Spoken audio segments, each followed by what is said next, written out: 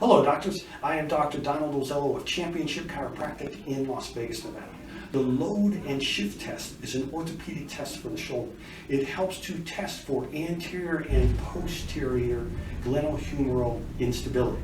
The patient is seated. You can also do this with the patient supine. I am going to demonstrate it with the patient seated.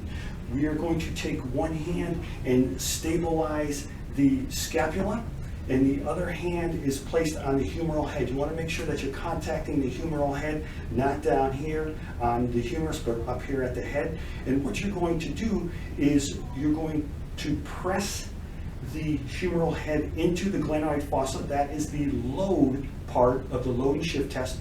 And then you slide it anterior, and then slide it posterior. Obviously, when you are sliding it anterior, you are checking for anterior glenohumeral joint instability, and when you are moving it posterior, you are checking for the posterior glenohumeral joint instability. If it is positive, a large amount of motion in either direction. A positive test, again, if you're moving it anterior, would be an instability in the anterior glenohumeral joint, and then if you're moving it posterior, it would be posterior instability at the glenohumeral joint. There's also a grading system for this test.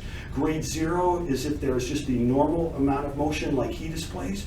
Grade 1 is if you can take the head of the humerus and bring it towards the rim of the glenoid fossa.